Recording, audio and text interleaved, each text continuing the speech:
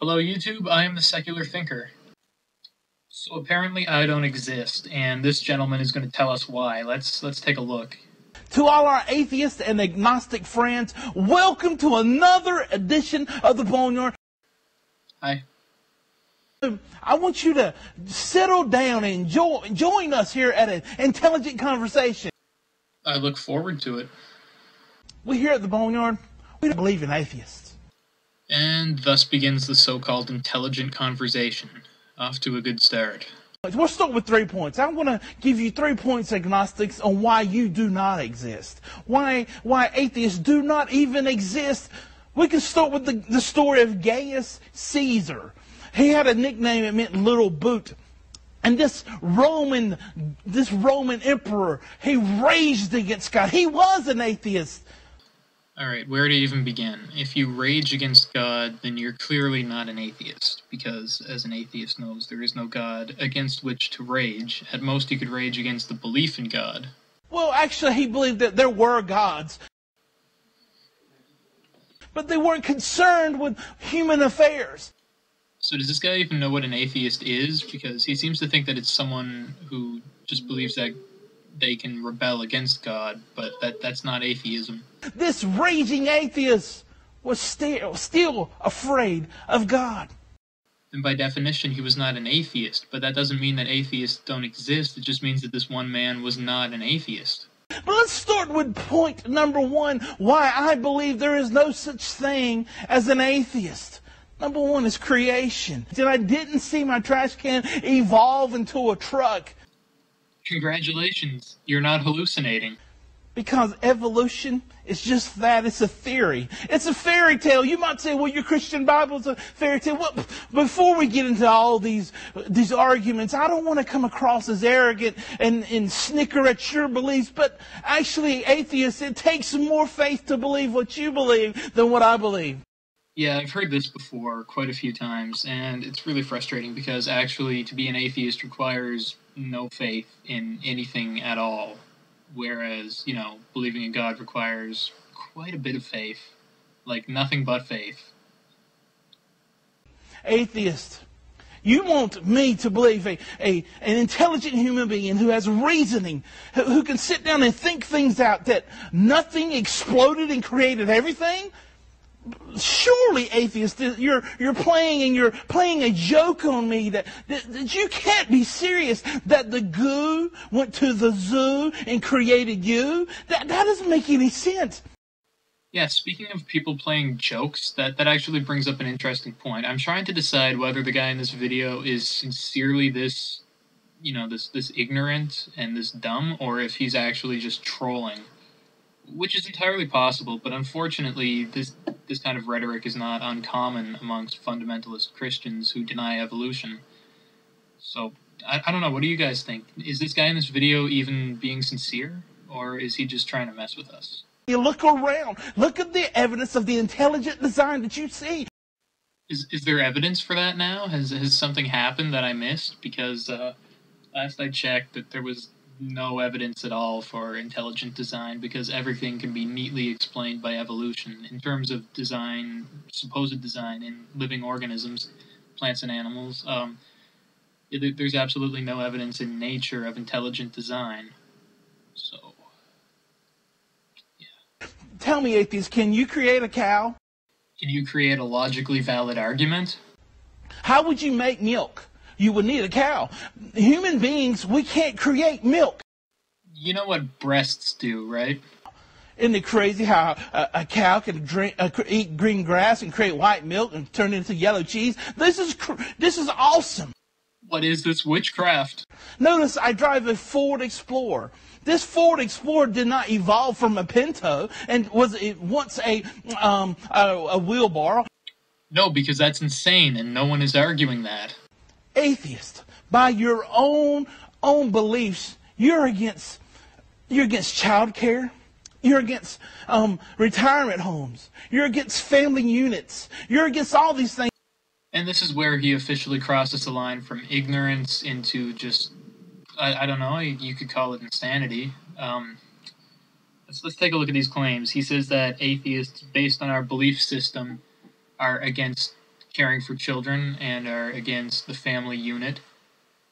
So, because we don't believe in a giant, magical, invisible man in the sky, or whatever abstraction you would like to assign to God, we don't believe that children should be cared for? Does that follow logically in any way? Let's take a look at his reasoning. You're thinking, well, why are you saying these things, Kevin? You're assuming, well, you believe in evolution, of course. So you believe in survival of the fittest. You do not believe in raising children. That's another mouthful you to have to feed. You're stronger than that child. You know why evolution works? It works because individuals that survive get to pass down their genes to the next generation.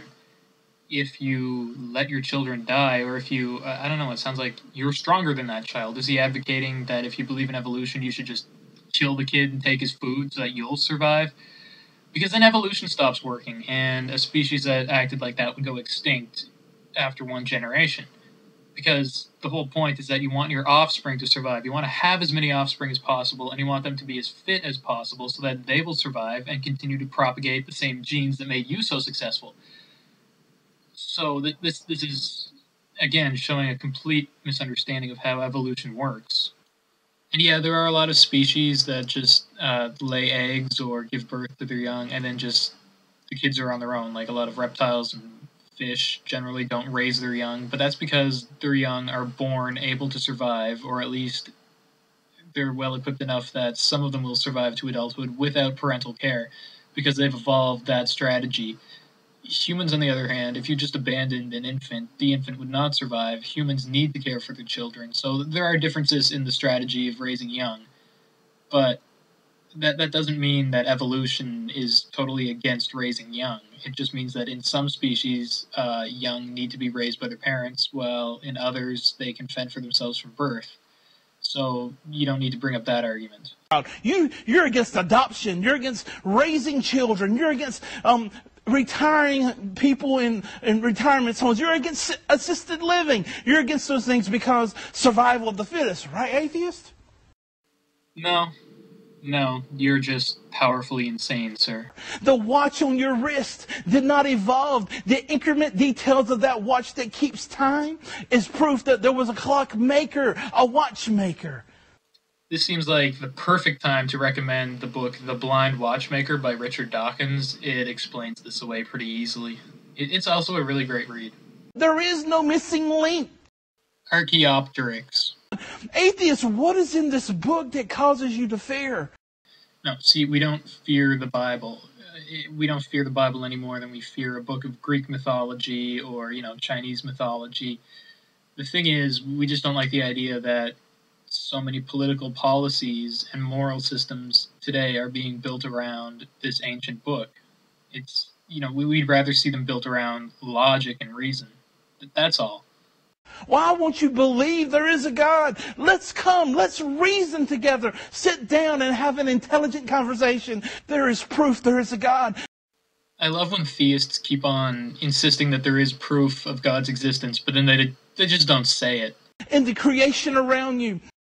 Oh, so he means that the evident creation around us is supposed to be proof of God's existence, but as we've previously seen, that's not proof at all. It's not even evidence, because the theory of evolution, a scientific theory that does not invoke God, can explain it satisfactorily. You obviously see there is a creator. So atheist, if I can still call you an atheist. Well, since I still see zero evidence for the existence of God, by all means call me an atheist, sir. So to be an atheist, you have to have knowledge of every scientific thing. And now, for perhaps the first time in this train wreck of a thought process, this man brings up what could be considered a valid point. In order to state with absolute certainty that there is no God or no gods, you would have to have absolute perfect knowledge. However, atheists admit that we don't know everything, and we just say that it's so vastly improbable that any sort of deity exists that we might as well write it off as impossible. It's technically possible, yes, but so are unicorns, right? We don't have absolute knowledge that unicorns don't exist, yet we just assume that they probably don't, and we move on with our lives, and we live as if they don't exist, because that's what seems most probable. You must know how deep the ocean is, or how much snow are in the vaults of heaven. You must know the secrets of the earth. You must know the circumference of the ocean. The circumference of the ocean?